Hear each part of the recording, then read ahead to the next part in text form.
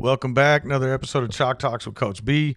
If this is your first time watching, basically I'm making a series of videos to break down topics regarding the stock markets, explain terminology, and eventually we'll be getting into more complex stuff like trading strategies, option strategies, things of that nature. And a bunch of other stuff, really whatever you guys want to hear about. So if you have questions about any of the videos or ideas for future topics, please leave them in the comments below. And don't forget to hit the like and subscribe button. Okay, so in this video, we're going to be discussing the use of married puts by two colluding parties to suppress the price of a stock.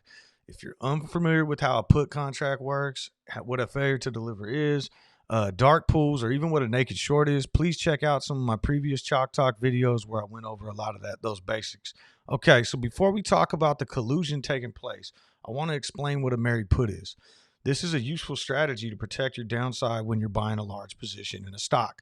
So basically, if I'm bullish on a stock, I can go out and purchase shares, but at the same time, maybe I want to protect myself in case the play goes against me. So at the same time, I'll also go out and buy some puts in that stock at the same price that I bought the stock for. All right, so basically doing it at the same time. Now what's going to happen is if the stock goes up, I only needed to go up more than the premium I paid for those puts in order to now be in a profitable trade. And now as the stock continues to go, yeah, my puts are going to expire worthless, but the stock's going up and I'm still making money.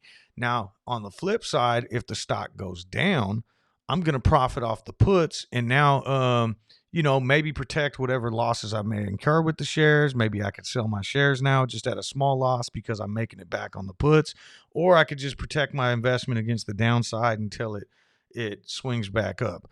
Either way, now that you understand what a married put concept is, let's talk about what's actually happening. So this manipulative practice can take place with any two parties, whether it be institutions, hedge funds, market makers, you name it. But for this scenario, I'm going to use a hedge fund and a market maker, okay? So like my previous video, we're just going to say there's a hedge fund who's short a stock and they need to get their hands on 1 million shares.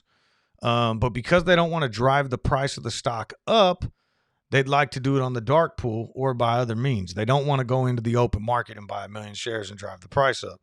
So as we learned in previous videos, if you're trying to buy shares and nobody's selling them, the market maker can choose to naked short the stock, which is basically creating fake shares to sell to you that he's going to eventually need to buy back, right? Because someone needs to deliver these shares to the clearinghouse. So if he's selling you shares that don't exist, he basically has the rest of the day to maybe go accumulate those shares and then give them to the clearinghouse.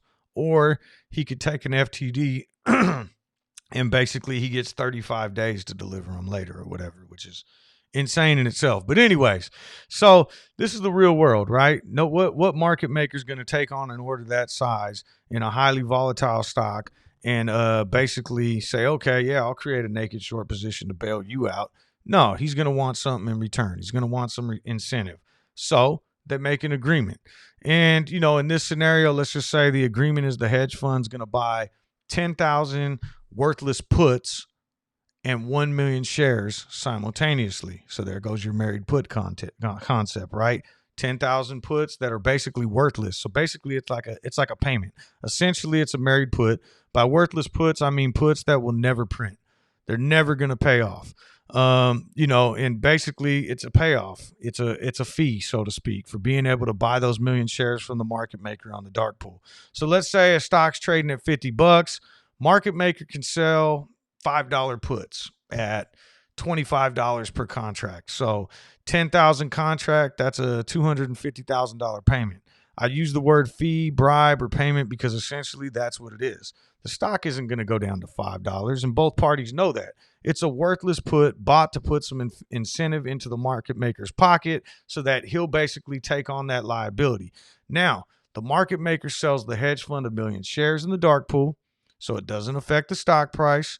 Stock price doesn't go up, and the market maker basically has a 1 million share naked short position now. He could try to accumulate those shares at a lower price, or if the trade goes against him, he could just not deliver the shares to the clearinghouse and he'll receive the 35 days like I talked about earlier and let the price fall so he can buy those back on the open market later.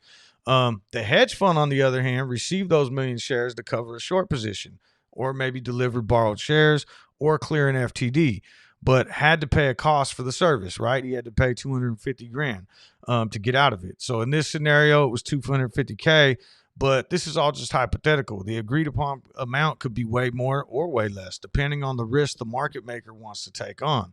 If you want to see some real world examples of this, I'm going to put a link below from a subreddit post involving GameStop, where one user of the subreddit broke down this exact method happening and even pointed to prior examples in other stocks.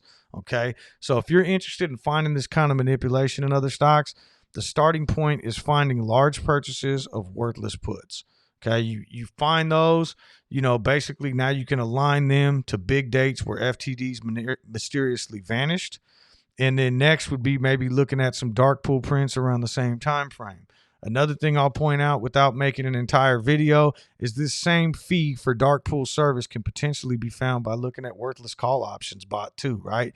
Any unusually large transaction that looks like whale money flowing into the stock for a bet that's never going to pay off almost assuredly has the potential to be a payoff for transferring liability of naked shorts in the dark pool. That's my take on it. You just got to follow the money. All right, that's it for the day. I hope you enjoyed the video. Just trying to break this stuff down and make it more understandable. If you have ideas for future topics, please leave them below. Also, hit the like and subscribe button and check out my live stream every morning, basically a half hour before the market opens. Have a great day.